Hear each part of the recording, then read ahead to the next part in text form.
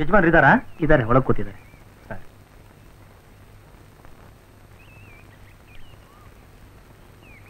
ಯಾರು? ನಮಸ್ಕಾರ ಸರ್. ಓಹ್, ನೀನಾ? ಏನಪ್ಪ ಬಂದೆ?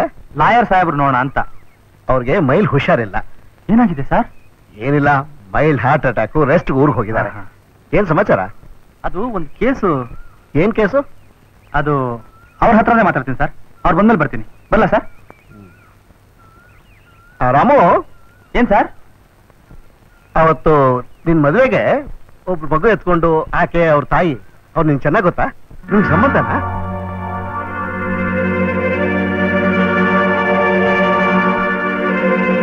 ರಾಮು, ಯಾಕಪ್ಪ? ಸಂಬಂಧ ಏನಿಲ್ಲ ಸರ್.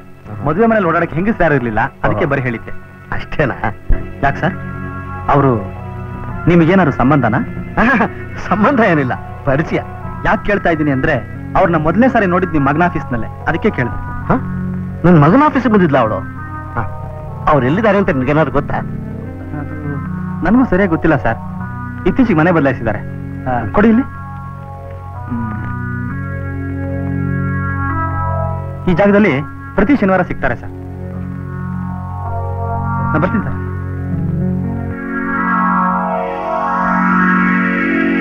ಮದುವೆಗೆ ಮುಂಚೆ ಇವರಿಬ್ರು ಕಾಟ, ಮದುವೆ ಆದ್ಮೇಲೆ ಈ ದಂಡ ಪಿಂಡ್ಗಳ ಕಾಟ. ಒಳ್ಳೆ ಗೋಳಾಯ್ತು ನನ್ಗೆ. ಗೌರಿ, ಊಟ ಬಡಿಸುವಾಗ ಯಾಕಮ್ಮ ಹೀಗ್ ಮಾಡ್ತೀಯಾ? ನಾವೇನ್ ತಪ್ಪು ಮಾಡಿದ್ವಿ? ತಪ್ಪು ನಿಮ್ದಲ್ಲ, ತಪ್ಪೆಲ್ಲ ನಂದೆ. ಅಯ್ಯಯ್ಯಯ್ಯ, ಅದ್ಯಾಕೆ ಒಳ್ಳೆ ವಟ ವಟ ವಟ ವಟ ಅಂತಿದ್ಯಾ? ಏನಾಗಿದೆ ನಿನ್ಗೆ? ಬನ್ನಿ ಬನ್ನಿ, ನೀವೊಬ್ರು ಬಾಕಿ ಇದ್ರಿ. ಎಲ್ಲಿ ಹೋಗಿದ್ರಿ ಸುತ್ತೋಕ್ ಇಷ್ಟೊತ್ ತನಕ?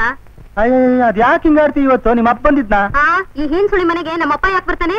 ಅದ್ ಸರಿ, ಇಷ್ಟು ತನಕ ಎಲ್ಲಿ ಹೋಗಿದ್ರಿ ಅಂತ? ಸ್ವಲ್ಪ ಮೆತ್ತಿ ಕೇಳೆ. ನಾನು ನಿನ್ ಗಂಡ ಲಾಯರ್ ಮನೆಗೆ ಹೋಗಿದ್ದೆ. ಅದೇ ಕಣೆ, ನಮ್ಮ ಮದುವೆ ಬಂದಿಲ್ಲ ಡಾಕ್ಟ್ರು, ಅವ್ರ ಮಾವ. ಆ ಡಾಕ್ಟರ್ ಅಮ್ಮನ ಗಂಡನೇ ಲಾಯರ್. ಅವರು ಊರಲ್ಲಿ ಇರ್ಲಿಲ್ಲ, ಅವ್ರ ಹಾರ್ಟ್ ಪಂಕ್ಚರ್ ಆಗಿದೆಯಾ? ಪಂಕ್ಚರ್ ಅಲ್ಲ ಕಣೆ, ಅಟ್ಯಾಕು. ಅದೇನೋ ಅವರಪ್ಪ ಮಂಗಳವಾರ ಸೋಮೇಶ್ವರ ದೇವಸ್ಥಾನಕ್ಕೆ ಹೋಗ್ಬೇಕು, ನಮ್ ಡ್ರೈವರ್ ಬಂದಿಲ್ಲ, ನಿನ್ನೆ ಬಿಟ್ಟು ಹೋಗು ಅಂದ್ರು. ಸರಿ ಹೋಗಿದ್ದೆ.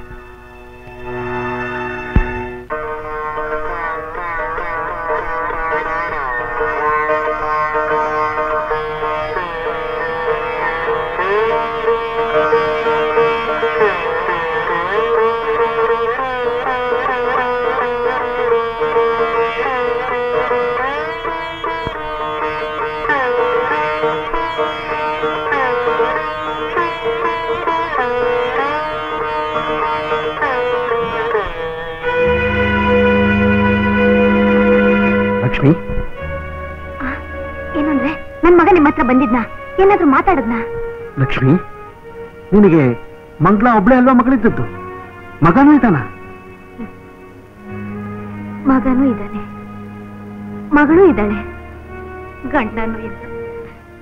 ಕುಂಟನೋ ಕುರುಡನೋ ಕೈ ಹಿಡಿದವನೇ ದೇವರು ಅಂತ ಪೂಜೆ ಮಾಡ್ತಿದ್ದೆ.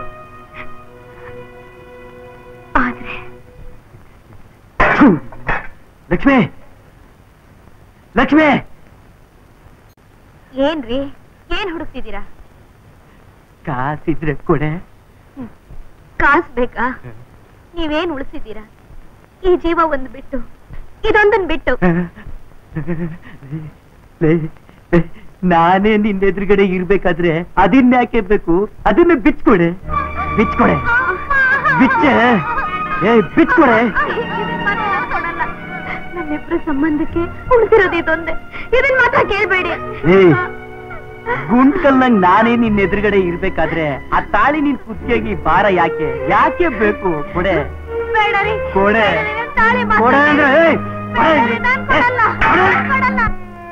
ಕೈ ಹಿಡಿದ ಗಂಡ ತಾನ್ ಕಟ್ಟಿದ ತಾಳಿನ ತಾನೇ ಕೈಯಾರ ಕಿತ್ಕೊಂಡು ಹೋದ್ಮೇಲೆ ಆ ಹೆಣ್ ಬದುಕಿದ್ರೇನು ಸತ್ರೇನು, ಹಾಗ್ ನಾನ್ ಸಾಯೋಕ್ಕೂ ಸಿದ್ಧವಾಗಿದ್ದೆ.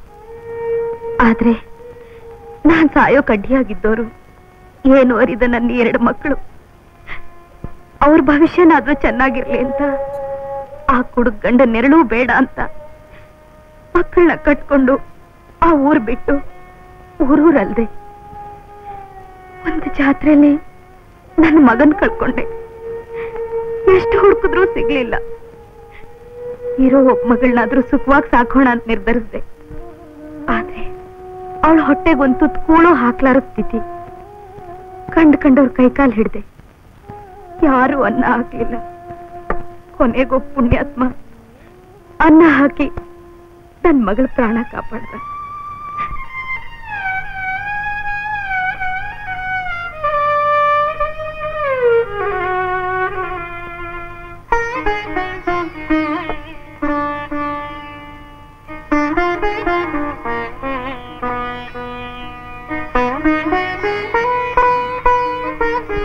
ಆದ್ರೆ ಆ ಪುಣ್ಯಾತ್ಮ ತಾನ್ ಕೊಟ್ಟ ಅನ್ನಕ್ ಬದಲು ನನ್ನ ಮೈದಾನ ಕೇಳ್ದ. ಮಗಳ ಭವಿಷ್ಯಕ್ಕಾಗಿ ಆ ನೀತಿಗೆಟ್ಟ ಬದುಕನ್ನ ತುಳಿಲೇಬೇಕಾಯ್ತು.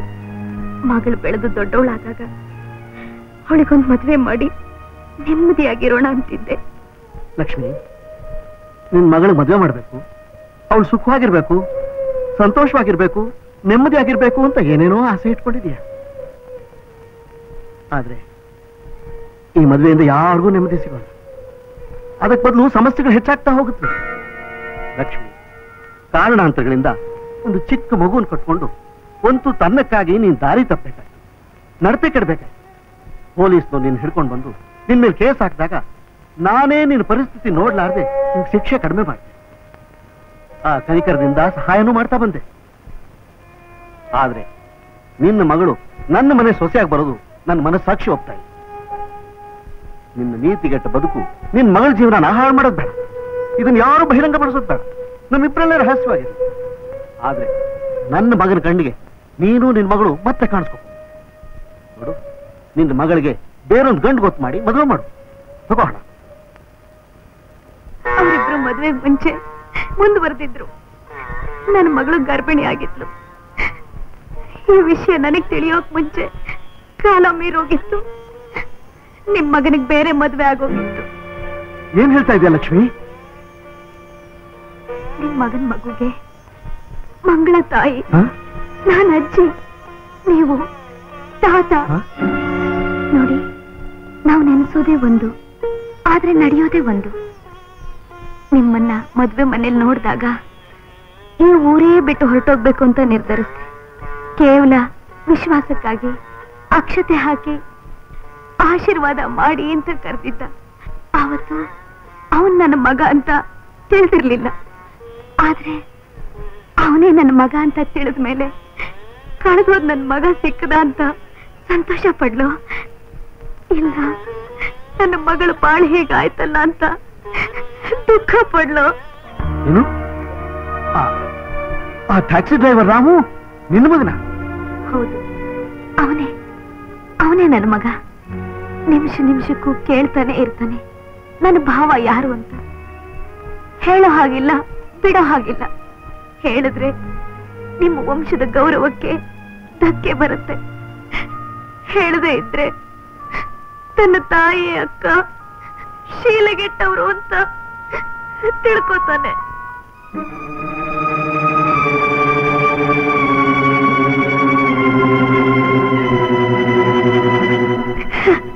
ಲಕ್ಷ್ಮಿ, ಅಳಬೇಡ. ಸಮಾಧಾನ ಮಾಡ್ಕೊ, ಸಮಾಧಾನ ಮಾಡ್ಕೊ. ಲಕ್ಷ್ಮಿ, ಲಕ್ಷ್ಮಿ, ಲಕ್ಷ್ಮಿ.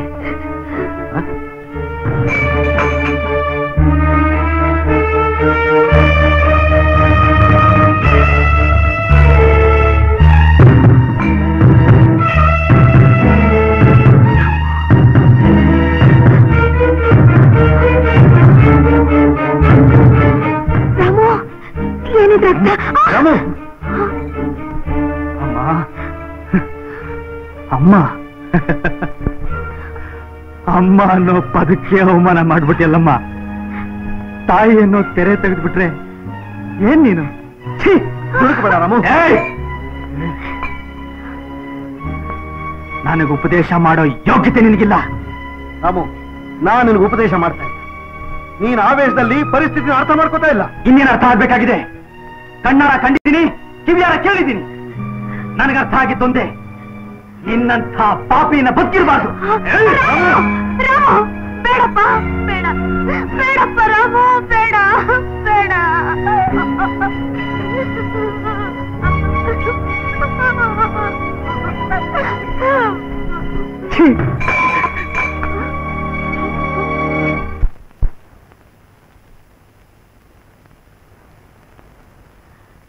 ಮಂಗ್ಲಾ, ಯಾವಾಗ ಬಂದ್ರಿ? ಚೆನ್ನಾಗಿದ್ದೀರಾ?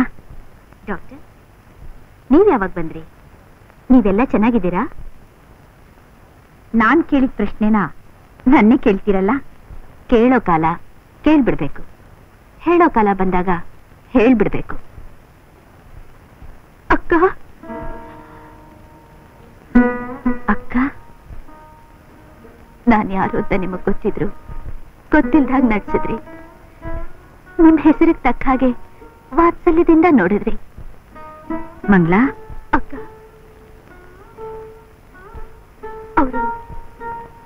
ಅವ್ರು ಹೇಗಿದ್ದಾರೆ?